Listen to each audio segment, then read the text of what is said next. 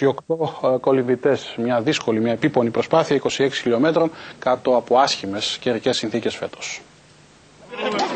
Ώρα 7.30 το πρωί, κίνηση ασυνήθιστα μεγάλη στην παραλία της Καλιθέας, στο Παλίνι. 28 κολυμβητές, μετά το ελαφρύ πρωινό, προετοιμάζονται για τον 31ο διάπλου του τωροναίου κόλπου.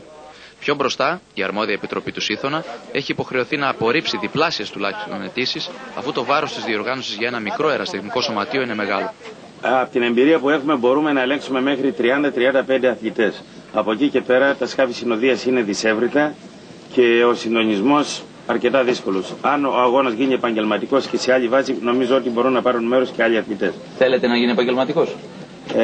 Εμείς βαδίζουμε στο πνεύμα του καλώς αγωνίζεστε. Εδώ πέρα κολυμπούμε τον τωροναίο με τα χέρια και την καρδιά. Δεν θέλουμε ποτέ να εμπορευματοποιήσουμε τον αγώνα. Εδώ, όπως ξέρετε, οι κολυμβητές έρχονται για το στεφάνι της ελιάς, εκείνο το χαμόγελο και το χειροκρότημα των κατοίκων της Νικήτης και των φίλων του Διάπλου. Έρχονται για τον Έλληνα τον ήλιο, έρχονται για τα γαλανά νερά του Τωροναίου. Αρκετοί πολίστες βρέθηκαν στην Αμμουδιά. Ο Λάκης Παρασκευόπουλος, ο Γιάννης Αποστόλου, ο Τέλης Κορίτσας, οι παλιοί του Διάπλου Θανάσης και Κατερίνα Παπαρνάκη, η Σοφία Ψηλόλιγνου, μητέρα 3 παιδιών που θα δοκίμαζε για δεύτερη φορά, ο Ατίλα Μανιώκη, ο Ούγγρος κολυμβητής που είναι από τους σταθερούς πρωταγωνιστές του Διάπλου, ο Μάικλ Ριντ, από τους λάτρεις του Τωροναίου με δικό του ξεχωριστό ρεκόρ και στο Γκίνες, ο δημοσιογράφος Αντώνης Ρεπανάς που ήθελε να δοκιμάσει το ρεπορτάζ του για δεύτερη φορά, ο Σάκης Κωστάρης που είχε την ίδια θέληση και όνειρο με τους υπόλοιπους. Θέλω να υπογραμμίσω ότι οι παραολυμπιακοί αθλητές, όπως όλοι οι αθλητές, κάνουν την ίδια προσπάθεια και μπορούν να καταφέρουν τα ίδια πράγματα. Η Γερμανίδα Μικαέλα Φίγκ, η Αμερικανίδα Τέρι Πιλ, οι Νικητιανοί Θανάσης Ξανθόπουλος, Κυριάκος Καρακυριαζής και Κώστας Αναγνωσταράς, οι Ινδίοι Ρόι Ραταμάνη, ο περσινός νικητής Βασίλ Βέλκοφ, αλλά και νέα παιδιά που δοκίμαζαν για πρώτη φορά, όλοι με επιμέλεια φρόντισαν το σώμα τους, αλήφοντας με γράσο και κρέμες για την αφυδάτωση όλη την επιφάνεια. Παρουσιολόγιο, ενθαρρύνσεις, παρενέσεις, αλλά στις 8 και 5 τα αστιάκια τελείωσαν. 26 χιλιόμετρα περίμεναν 28 φιλόδοξους από την Καλιθέα και το πρώτο πόδι της Χαλκιδικής στο δεύτερο και στην Νικήτη.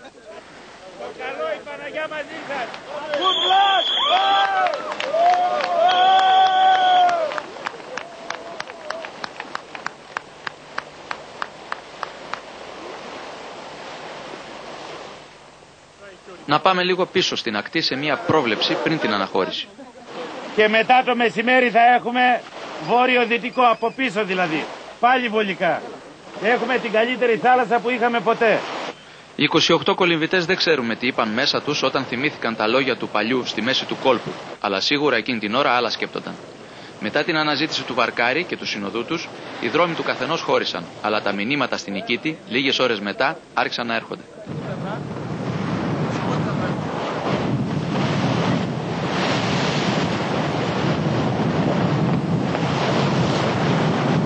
Ο βόρειος άνεμος αύξησε την έντασή του. Τα κύματα φούσκωσαν και ορίζοντας με την Νικήτη χάθηκε από τα μάτια των κολυμβητών. Το ρέμα άρχισε να τους παρασέρνει, είδαν την Κέλυφο κάποια στιγμή, αναρωτήθηκαν τι γυρεύει το νησί προς τα εδώ, αλλά οι βαρκάριδες τους έσπρωξαν προς το σωστό σημείο, ενθαρρύνοντας την προσπάθειά τους. Στην Νικήτη η οργάνωση πήρε φωτιά. Καταρχήν οι κολυμβητές δεν έχουν κανένα πρόβλημα. Έτσι. Το πρόβλημα έχουν μερικά μικρά σκαφάκια, το οποίο όμως έχει αντιμετωπιστεί με τη βοήθεια της ελληνικής ομάδας διάσωσης αλλά και των ναυαγοστών του Δήμου Συντονίας. Είναι μια από τις δύσκολες μέρες του Διάπλου. Τέτοιο καιρό είχαμε στον 6ο Διάπλου και στον 17ο. Τα θυμάσαι, βλέπω καλά τα νούμερα, έτσι. Θυμάσαι τι έγινε τότε? Θυμάμαι στον 7ο Διάπλο είχαμε τον Χρήστο Γαρέφη μοναδικό τερματίσαντα και στον 17ο παραλίγο να μην είχαμε τερματίσαντες, τελικά τερμάτισαν 2. Στην Νικήτη οι μικροί έπαιζαν με τα κύματα, κυλουόμενοι έδειχναν να δέχονται ευχάριστα τον αέρα. Η εικόνα στα βαθιά ήταν διαφορετική. Κολυμβητές, συνοδοί και βαρκάριδες έδιναν μάχη να κρατηθούν σε ευθεία με την Νικήτη. Ο περσινός νικητής Σκοπιανός Βασίλ Βέλκοφ δεν άντεξε. Ακολουθούσε με διαφορά 10 λεπτών το Λάκη Παρασκευόπουλο όταν το στομάχι του δημιούργησε πρόβλημα. Επισπεύθηκε η αποχώρησή του και λίγο αργότερα βρίσκονταν στη στεριά για τις πρώτες βοήθειες. Είχε πρόβλημα με το στομάχι του εδώ και 2 ώρες και προσπάθησε να τερματίσει. Αλλά τελική ανάλυση δεν άντεξε. Στα κάνα χιλιόμετρο πριν την ακτή σταμάτησε, παραδόθηκε. Σας ζήτησε κάτι? Από νερό, γλυκόζι? Δεν μπορούσε να πιει τίποτα πλέον. Είχαν εξαντληθεί οι ενέργειές του και δεν μπορούσε να προσθέσει στο σώμα του καμία ενέργεια πλέον. Ούτε νερό δεν μπορούσε πλέον να πιει. Αυτή ήταν η τρίτη εγκατάλειψη μετά από την Ινδή Ραταμάνη και τον Κώστα Αναγνωσταρά. Η Κατερίνα Παπαρνάκη ζήτησε νέο σκουφάκι. Ο Τέλης Κορίτσας γυαλιά για το σύνοδό του, ώστε να του κάνει για μερικά μέτρα παρέα. Τα μέλη άρχισαν να μουδιάζουν και να γίνονται βαριά. Αλλά ο τερματισμός του πρώτου, του Λάκη Παρασκευόπουλου, και το μήνυμα μέσω των VHF ενθάρρυνε όλους για τον τερματισμό.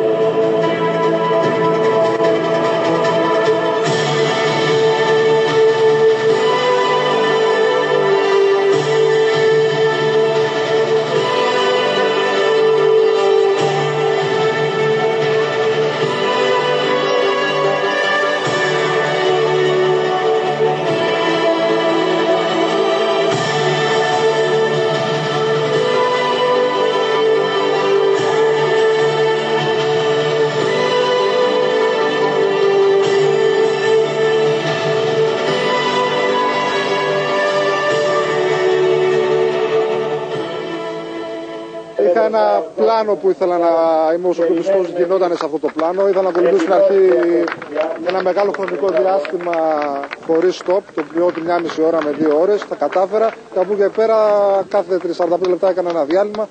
Όχι καμιά ιδιαίτερη οικονομία δυνάμεων. Η πισίνα είναι καλύτερα, έτσι. Σαφώς. Ούτε κύματα ούτε τίποτα. Πολύ κούραση σήμερα. Είναι πολύ δύσκολο. Πραγματικά είναι όχι τόσο μόνο το κολύμπι, είναι γενικά η κακοχία, το αλάτι, τα κύματα, ο ήλιος.